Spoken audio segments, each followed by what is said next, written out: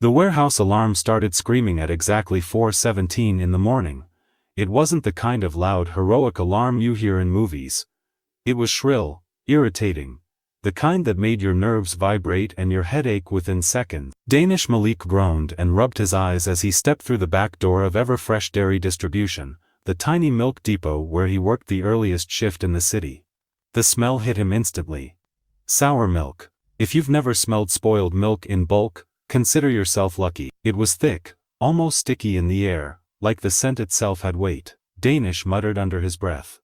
Great, just great. Before we go any further, if you enjoy stories about unexpected kindness and life-changing secrets, take a moment to like, comment, and subscribe to Kindness Verse. Your support helps these stories reach more people who need them.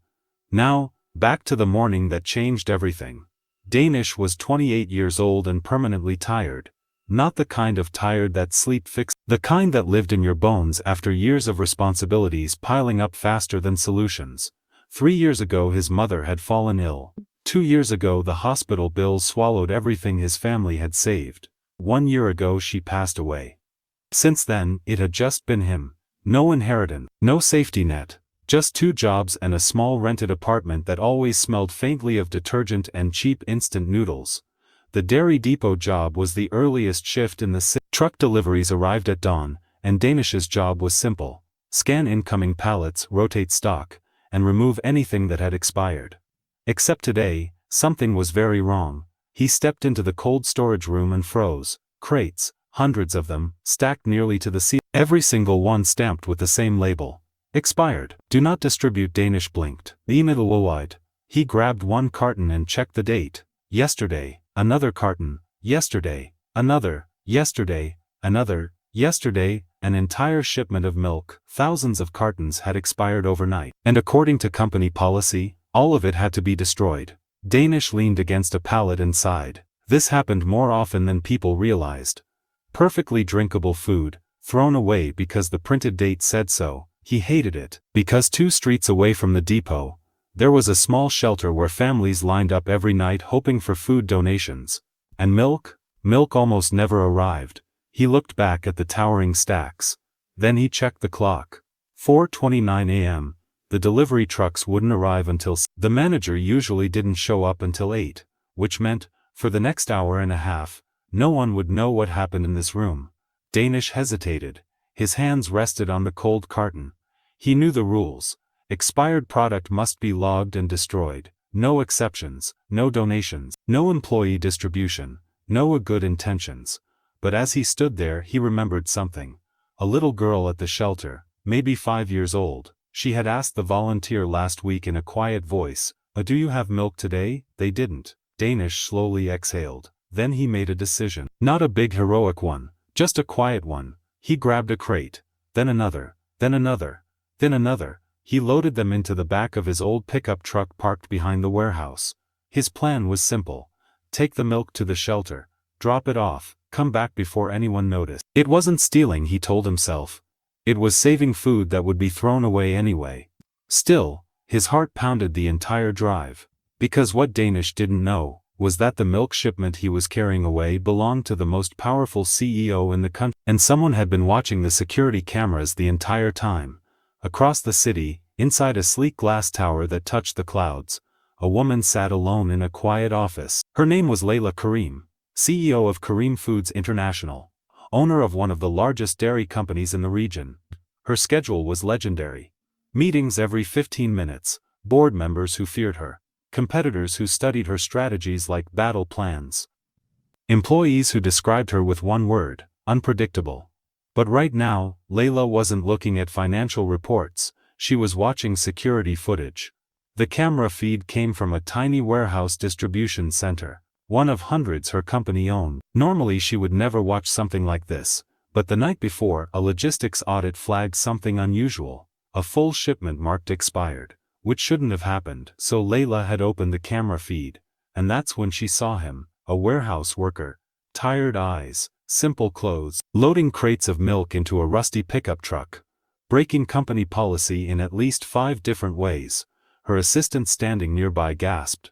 Should I call security?" Layla didn't answer. Instead, she leaned closer to the screen.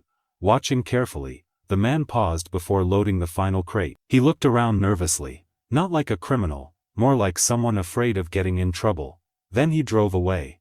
Her assistant spoke again. "He's stealing inventory." Layla shook her head slowly.